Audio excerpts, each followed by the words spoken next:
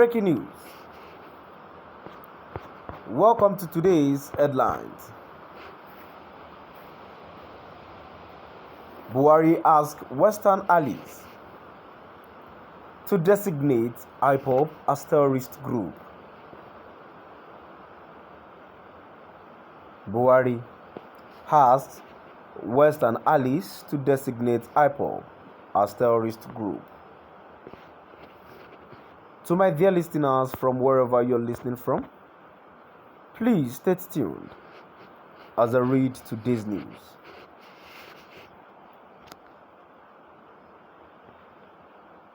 President Muhammadu Buhari has called on Western allies to designate the indigenous people of Biafra, Ipob, as a terrorist group over involvement in pipeline and infrastructural vandalism.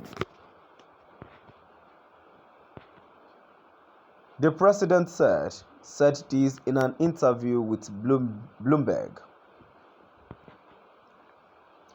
Buhari said the country has stepped up its efforts in combating oil theft and vandalism, among others. Criminality and terrorism in oil-producing regions, amper production, and it would help if our Western allies designated Ipob as a terrorist group given their complicity in damage to pipelines and infrastructure, he said.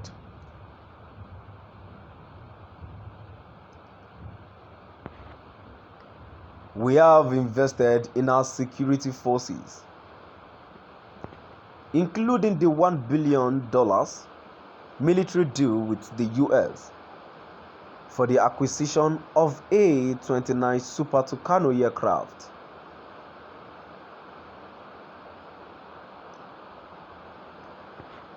These efforts are making an impact. Wells that had to be closed due to criminality have now reopened. With these efforts, OPEC has raised our quota for next month. Meanwhile,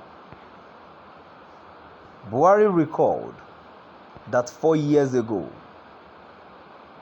the country unveiled plans for a new gas pipeline that would connect Nigeria to Europe.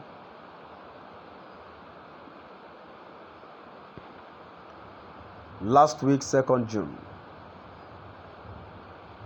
in record time, the Nigerian National Petroleum Company (NNPC) entered into an agreement with the Economic Community of West African States (ECOWAS) for its construction, he added.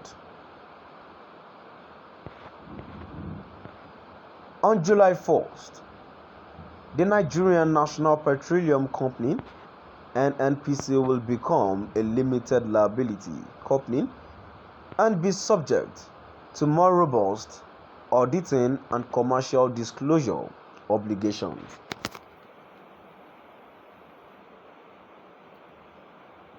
The president said the transition would help stimulate investment and boost transparency, where corruption has deterred the former and stymied the latter. My administration is the first to pass this landmark reform of our oil and gas sector. After 2 decades of predecessors' failure to do so, no doubt due to vested interest, he said. Speaking on Nigerians' electricity supply issues, Buhari said, first, we need for more input. Our legislative framework has been a drag. The landmark PIA little answers will bolster input, raise capital, and bring transparency to the system. On grid modernization, he said there are hundreds of ongoing projects and initiatives attracting funding from investors.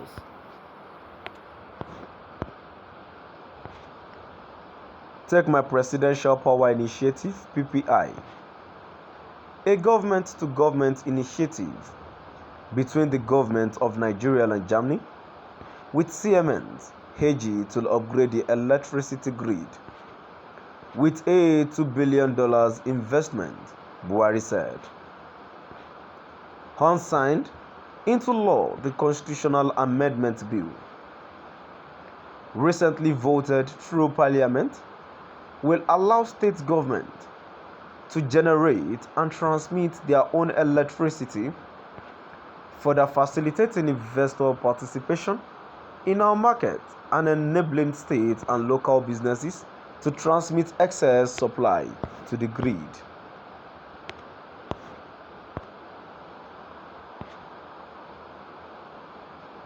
He said the country was also decentralizing.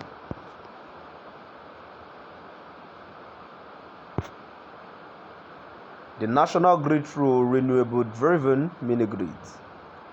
The $550 million Nigeria electrification project has deployed more than 20,000 standalone solar systems (SHS), as well as solar hybrid mini-grids in over 250 locations, he said. On the other hand, addressing calls from the World Bank and the International Monetary Fund (IMF) on petrol subsidy, Buhari said Western countries are equally implementing subsidies. Why would we remove ours now?